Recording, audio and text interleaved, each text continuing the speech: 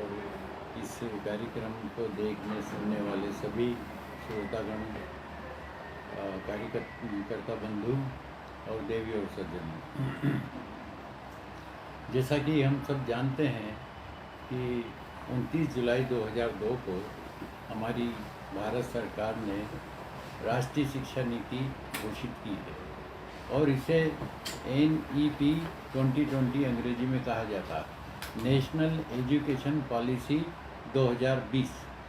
तो ये पॉलिसी जो है, इसके बनने के पहले, इसके निर्माण के पूर्व पूरे देश में लगभग 2.5 लाख लोगों से सुझाव आमंत्रित किए गए और उन लोगों के सुझाव इसमें सम्मिलित किए गए। इसके अलावा पूरे देश में अनेक गोष्ठियाँ हुई, संगोष्ठियाँ हुई, वर्कशॉप हुए, सेमिनार हुए, वर्ग हुए, कॉन्फ्रेंस हुए।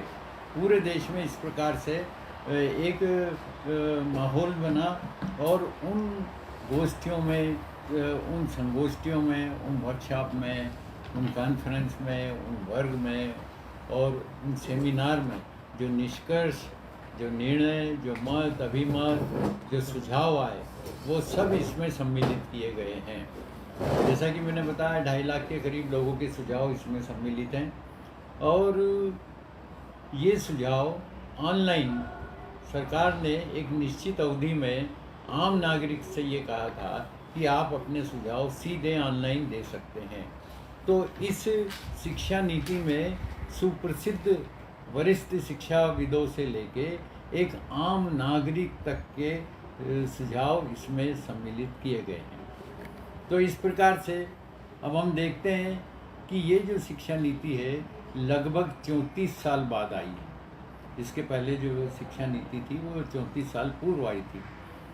और जैसा कि हम सब जानते हैं कि पूर्व की शिक्षा नीति जो थी उसमें सामान्यतः ये होता है कि उसके पहले की जो शिक्षा नीति है उसमें कुछ काट के, कुछ जोड़ के, प्रायः उसको थोड़ा सा बदल के और इस प्रकार से तैयार किया जाता है। लेकिन ये शिक्षा नीति एकदम आमूल-चूल परिवर्तन के साथ निर्मित हुई है, क्योंकि इसमें जनता की भागीदारी हुई है। ये पहली बार ऐसा हुआ है कि अधिक से अधिक लोगों की भागीदारी इसमें सम्मिलित की गई है।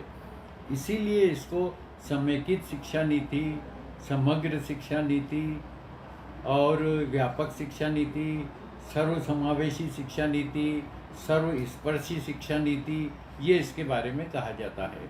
तो ये बहुत सोच समझ के ये शिक्षा नीति का निर्माण यहाँ पर हुआ है। दूसरा ये है कि इस शिक्षा नीति की विशेषता ये है कि इसमें भारत राष्ट्र है, इसमें भारतीय संस्कृति है, इसमें भारत है और इसमें भारतीयता है। इसका जो ध्येय वाक्य है वो इसमें लिखा हुआ है। उसमें ये लिखा हुआ है कि हम अपने विचारों से भारतीय हों, हम अपने कर्मों से भारतीय हों और हम अपनी बौद्धिकता से भारतीय हों। तो ये इस प्रकार से इसका ध्येय वाक्य से हमें पता चल जाता है कि ये शिक्षा नीति कैसी होगी। गुणवत्ता की दृष्टि से, आधुनिकता की दृष्टि से और भी सभी दृष्टि से इसको प्रयास किया गया है कि इसको सबसे अच्छी श्रेष्ठ बनाई जाए। इसमें सभी जो स्टेक होल्डर है, जो सभी हितधारक है, उनकी चिंता की गई है। जैसे कि शिक्षा, शिक्षक, शिक्षण, इनकी गुणवत्ता की तो इसमें चिंता है ही। इसके अतिरिक्त छात्र और अभिभावक की भी इसमें चिंता की गई है। तो इस प्रकार से इसीलिए इसको समग्र शिक्षा नीति कहा जाता है। इस शिक्षा नीति में हमारे जो भारतीय प्रतिमान हैं उनको विशेष रूप से उन पर बल दिया गया है।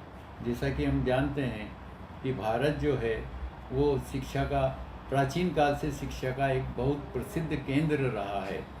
और हम ये भी जानते हैं कि हमारे यहाँ तक्षशिला, विक्रमशिला और नालंदा जैसे विश्व प्रसिद्ध विद्या के केंद्र रहे हैं और यहाँ विद्या अर्जन के लिए विदेशों से भी छात्र आते रहे हैं।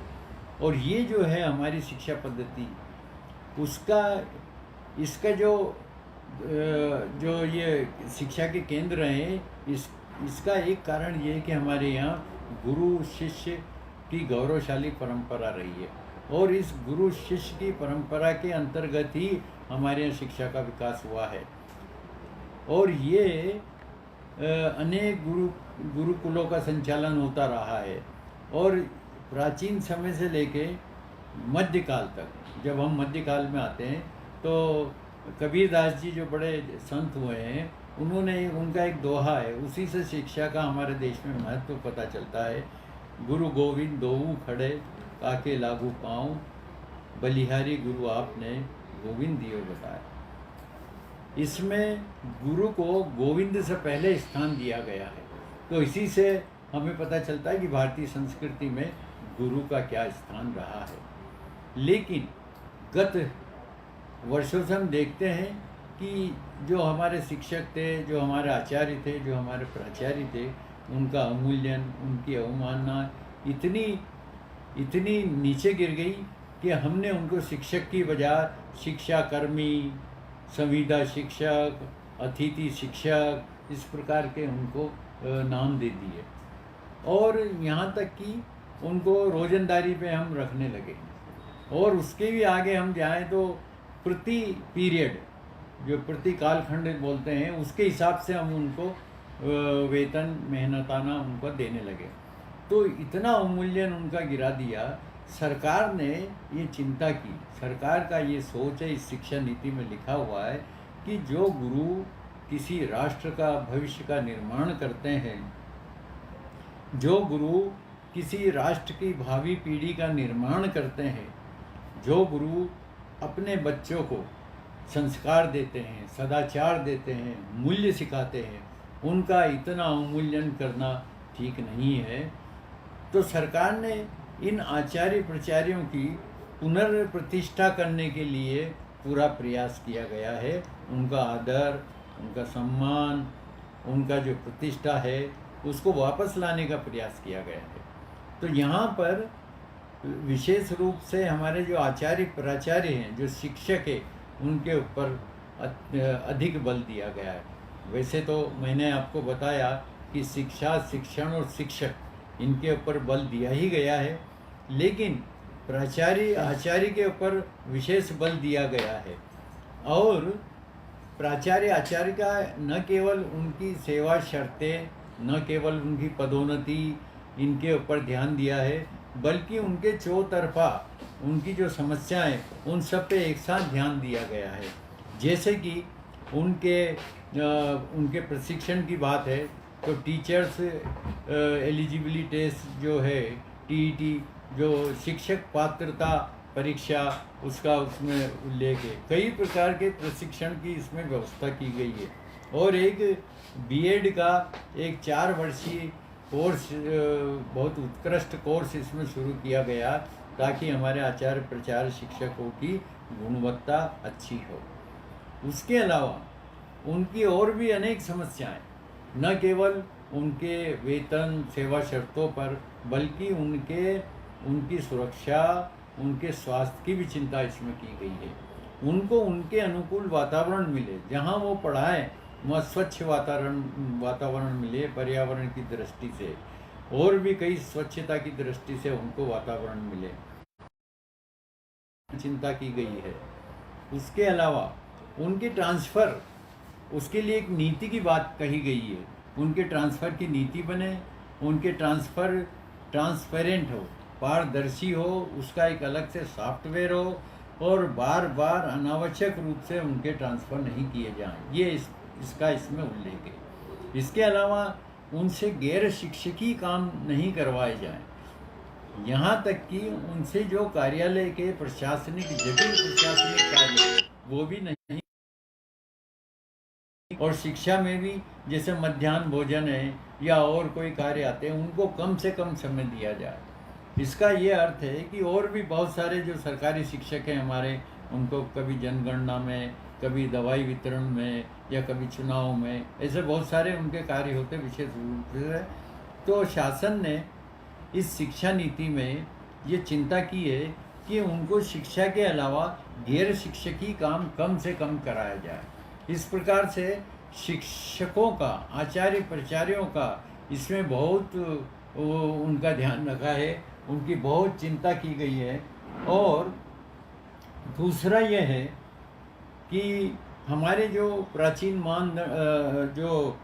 मानदंड है, जो हमारे प्राचीन प्रतिमान है, उनके अंतर्गत मातृशक्ति की इसमें विशेष चिंता की गई है।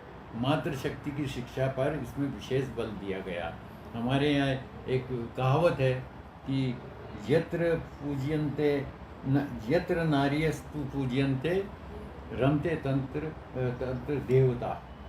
तो जहाँ नारी की पूजा होती है वहाँ देवताओं का वास होता है। इस देव वाक्य को लेके, इस मातृशक्ति की बात को ध्यान में रख के शासन ने हमारी बालिकाओं की, हमारी कन्याओं की शिक्षा के ऊपर विशेष ध्यान दिया है। उनकी शिक्षा पर एक तो उनका ड्रॉप रेट वो कम न हो। 8वीं के बाद सामान्यतः बालिकाओं की शिक्षा बंद हो जाती है, ड्रॉप ले लेते हैं, शाला छोड़ने की स्थिति में आ जाते हैं। इसके अनेक कारण हैं, कारणों पे मैं नहीं आऊँगा। लेकिन सरकार ने इस ड्रॉप जो रेट है इसको कम करने के लिए एक समयबद्ध कार्यक्रम बनाया है। और वो कार्यक्रम 8वीं के बाद जो अभी 17% के करीब है सभी का, उसको 10% तक लाने का सरकार ने इसमें घोषणा की है। विशेषकर कन्याओं की शिक्षा की बात इसमें की गई है।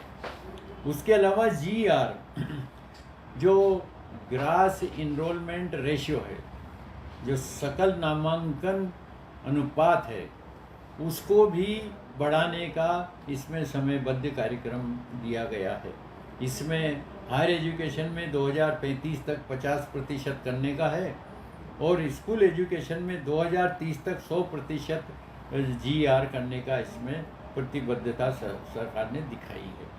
उसके अलावा लड़कियों की शिक्षा के लिए स्कॉलरशिप की व्यवस्था इसमें की गई है और इसमें उनके लिए आर्थिक सहायता का प्रावधान किया गया है। और आपको सबको विदित है कि बजट भी इसमें 3% बजट था जो GDP का, वो बढ़ाकर लगभग 6% बजट की इसमें प्रावधान किया गया। तो इस प्रकार से मातृशक्ति के लिए इसमें बहुत प्रावधान किए गए। और सबसे बड़ी बात यह है कि पहली बार एक जेंडर इंक्लूशन फंड, लैंगिक समावेशी निधि की स्थापना की गई है, जो कि बालक और बालिकाओं की शिक्षा की समानता के लिए इसमें किया गया है। तो ये प्रावधान पहली बार बालिकाओं की शिक्षा के लिए इसमें किया गया है। एक अन्य, मैं सिर्फ मोटी मोटी बातें बता रहा हूँ, बहुत ज़्यादा बारीकी से नहीं बता रहा हूँ। एक और जो विशेष बात इसमें की गई है वो है सेज की। सेज अभी तक हम पिछले 15-20 सालों से केवल उद्योग, व्यापार, व्यवसाय, आयात, निर्यात में ही सुनते थे, स्पेशल इकोनॉमिक जोन। लेकिन स्वतंत्रता के पहली बार शिक्षा जगत में सेज को लेके आई ये सरकार, स्पेशल एजुकेशन जोन। ये एक नई संकल्पना सरकार इसमें लेके आई।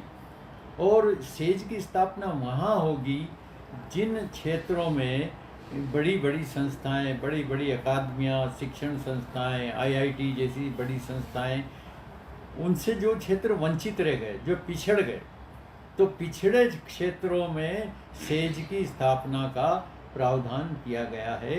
उन पिछड़े क्षेत्रों में गुणवत्तापूर्ण उच्च शिक्षा की संस्थाएं खोलने का इसमें घोषणा हुई है, इसमें प्रावधान है। और इन पिछड़े क्षेत्रों में विशेषकर जो पिछड़ा वर्ग है, अर्थात पिछड़े वर्ग में अनुसूचित जाति, अनुसूचित जनजाति, अन्य पिछड़ा वर्ग और जो आर्थिक रूप से कमज़ोर सामान्य वर्ग है, उसकी चिंता इसमें की गई है। SGDP शब्द इसमें लिखा है, सोशल इकोनॉमिक डिसएडवांटेज ग्रुप, उसको ये नाम दिया है। तो इस प्रकार से उसकी भी इसमें चिंता की गई है और समाज के पिछड़े वर्ग की चिंता की गई है और पिछड़े क्षेत्रों की चिंता की गई है। सेज के अंतर्गत बजट की भी व्यवस्था अलग से की गई है और कई प्रकार की छात्रवृत्तियों, स्कॉलरशिप की इसमें स्थापना की गई। तो इस प्रकार से ये जो शिक्षा नीति है इसमें और भी बहुत सारी विशेष बातें हैं।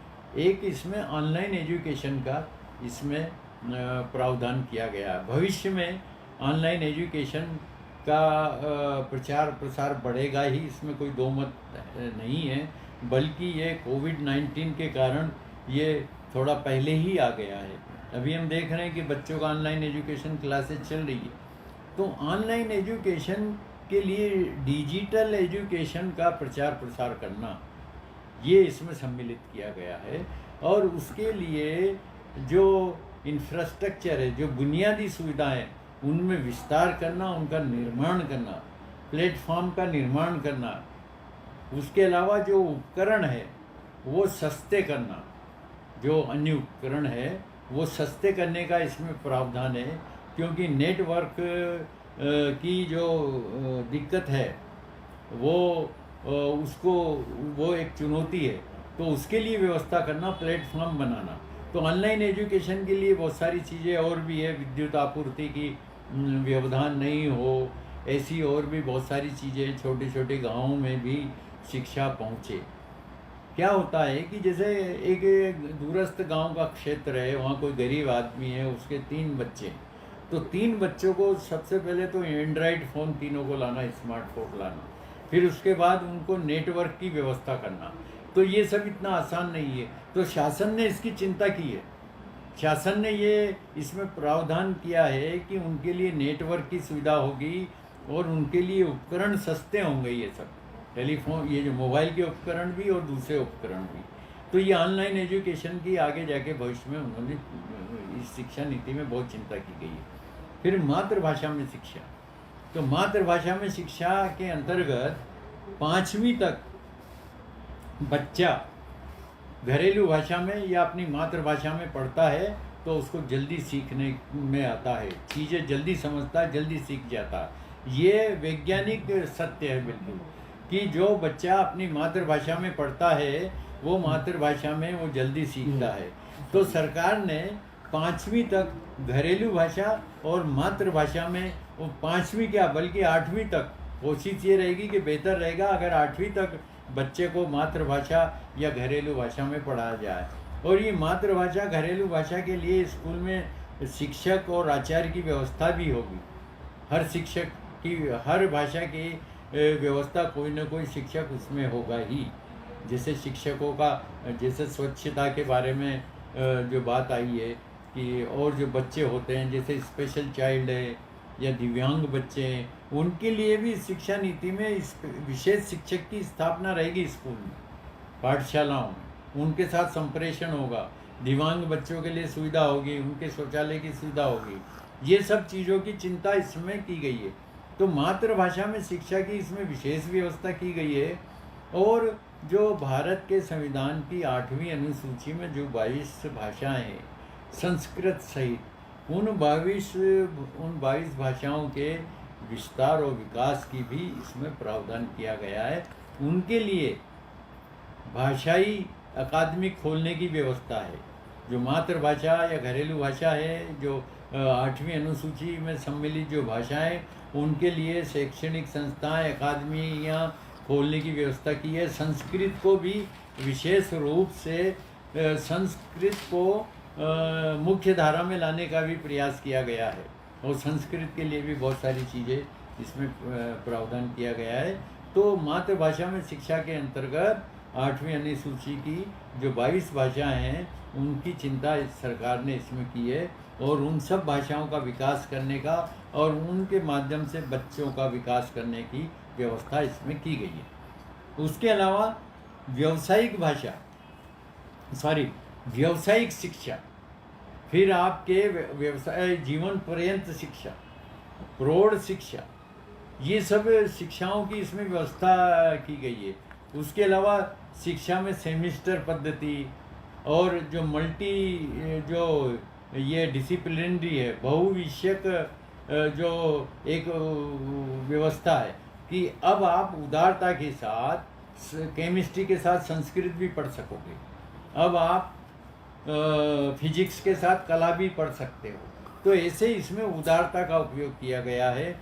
फिर कौशल विकास की शिक्षा, तकनीकी शिक्षा, और हमारे जो शिक्षक हैं उनको तकनीकी रूप से अपडेट अद्यतन बनाने के लिए प्रशिक्षण की व्यवस्था, ये सब इसमें बहुत अच्छे तरीके से किया गया है। और भी बहुत सारी चीज़ें हैं, जैसे हायर एजुकेशन अलग है, फिर स्कूल एजुकेशन पे बहुत इसमें ध्यान दिया गया है। स्कूल एजुकेशन पे विशेष रूप से इसमें ध्यान दिया गया, और जो पहले की जो पैटर्न था उसकी जगह 5+3+3+4 इसका ये पैटर्न किया गया है। और उसमें स्कूल शिक्षा में सेमिस्टर पद्धति लाने की बात भी इसमें की गई है। तो इस प्रकार से हर दृष्टिकोण से, अभिभावक के दृष्टिकोण से, छात्र के दृष्टिकोण से, शिक्षक के दृष्टिकोण से, आम जनता के दृष्टिकोण से, देश के दृष्टिकोण से, गुणवत्ता के दृष्टिकोण से, आधुनिकता के दृष्टिकोण से, सब दृष्टिकोण से इसमें व्यवस्था की गई है।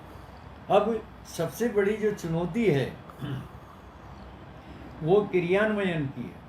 हमारे देश में या कहीं भी नीतियाँ अच्छी बन जाती है, नियम बन जाते हैं, कानून भी बन जाते हैं, संशोधन हो जाते हैं, सब हो जाता है, लेकिन क्रियान्वयन की दृष्टि से हम, तो ये एक सबके लिए चुनौती है कि इसका क्रियान्वयन अच्छी तरह हो। 2035 तक इसका क्रियान्वयन पूरी तरीके से होने का लक्ष्य रखा गया है। और क्रियान्वयन जिस इच्छा शक्ति के साथ, जिस श्रम के साथ, जिस उद्यम के साथ और जिस प्रयास के साथ ये शिक्षा नीति बनाई गई है, उससे अधिक श्रम, उससे अधिक उद्यम, उससे अधिक इच्छा शक्ति और उससे अधिक प्रयास की ज़रूरत इसके क्रियान्वयन में लगेगी।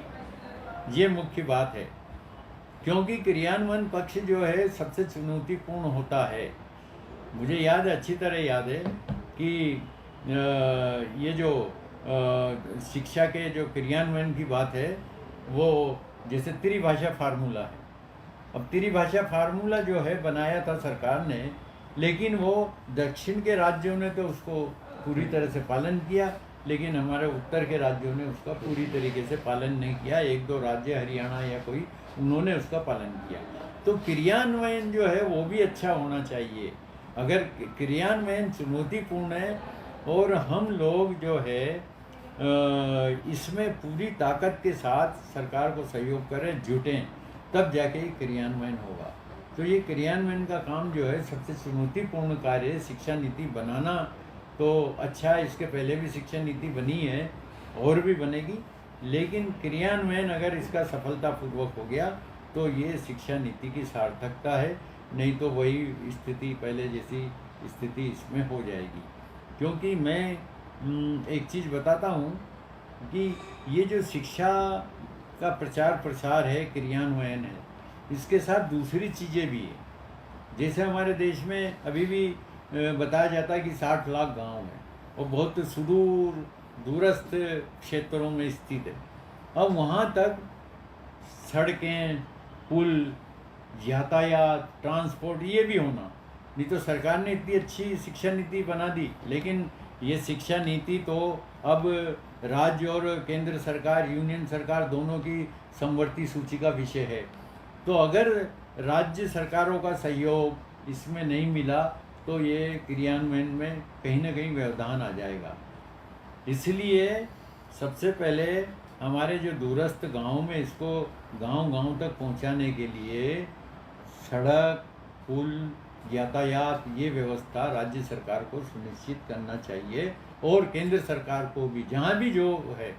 क्योंकि मैं दक्षिण में गया था, दक्षिण में मेरी पोस्टिंग हुई तो मैं वहाँ रहा हूँ, तो मैंने ये देखा कि वहाँ 2-3 बातों का विशेष रूप से उन्होंने विकास किया।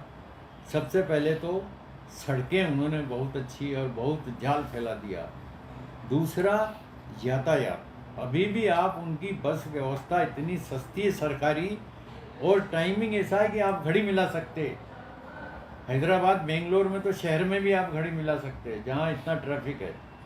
उसके अलावा उन्होंने जगह जगह एक डिस्टेंस के अंदर स्कूल और कॉलेज की व्यवस्था की। जो प्राइवेट कॉलेज का जो कॉन्सेप्ट हमारे क्षेत्र में भी आ रहा, नॉर्थ में, ये दक्षिण में बहुत पहले से है। तो शिक्षा की उन्होंने गांव-गांव में स्कूल होना चाहिए, गांव-गांव में कॉलेज होना चाहिए। आप कभी भी ध्यान देंगे कि कोई दक्षिण के व्यक्ति होंगे, अगर आप उनसे पूछेंगे कि आप कहाँ के रहने वाले हो, तो वो कोई आपको ये नहीं बताएगा कि मैं चेन्नई का हूँ या बेंगलोर का हूँ या हैदराबाद का हूँ या त्रिवेंद्रम का। सामान्यतः वो बताते हैं कि मैं रामेश्वरम से 20 किलोमीटर 30 किलोमीटर फला फला गांव का रहने वाला हूँ। हमारे जो पूर्व क्रांतिकारी राष्ट्रपति कलाम साहब, वो खुद एक रामेश्वरम के छोटे से गांव के निवासी थे। तो कोई भी जो जितने भी बड़े पद पे जो दक्षिण भारतीय आते हैं, मेरा अनुभव है, मैं उनसे पूछता था कि आप मूल कहाँ के निवासी, तो बताते मैं फलाने गांव का। लेकिन वो चीज़ नॉर्थ में देखने को नहीं मिली मुझे जो दक्षिण में। एक चीज़ और, विषांतर हो रहा है थोड़ा, लेकिन एक चीज़ और है कि वहाँ पर थिएटर की व्यवस्था उन्होंने बहुत की, यानी स्कूल, कॉलेज, रोड और ट्रांसपोर्ट के साथ गांव-गांव में थिएटर है। तो वहाँ के जो दक्षिण के जो कलाकार हैं, वो इतने ज़्यादा लोकप्रिय होते हैं जिसकी कोई सीमा नहीं। चाहे वो MGR हो, चाहे वो ये DMK के करुणानिधि हो, चाहे वो NTR हो तेलुगु देशम के, चाहे कर्नाटक का बादशाह राजकुमार हो, उनकी एक आवाज़ पे जनता जो है पलट जाती है बिल्कुल। NTR का तो उदाहरण है, उन्होंने 6 महीने में रद्द बना के सरकार पलट दी, 50 साल पुरानी सरकार, 6 महीने के अंदर NTR ने। और जब NTR की फिल्में आती थी तो लोग जूते चप्पल थिएटर के बाहर दरवाजे पे खोल के उनकी फिल्में को देखने जाते थे, क्योंकि ज़्यादातर फिल्मों में उन्होंने ईश्वर का, देवता का रोल किया। तो ये थोड़ी एक अलग बात है, लेकिन मेरा कहने का आशय ये है कि इस इतनी अच्छी, इतनी समग्र, इतनी समेकित, इतनी सर्वसमावेशी, सर्वस्पर्शी शिक्षा नीति को सफल बनाना हमारा सबका कर्तव्य है। और इसमें अन्य राज्यों का भी विभिन्न तरीके से किसी न किसी रूप से सहयोग इसमें पहुंचना चाहिए, तो ही इस सरकार का और इस देश का जो लक्ष्य है और जो उद्देश्य है उसकी पूर्ति होगी। बहुत बहुत धन्यवाद। अरे वाह, बहुत बढ़िया।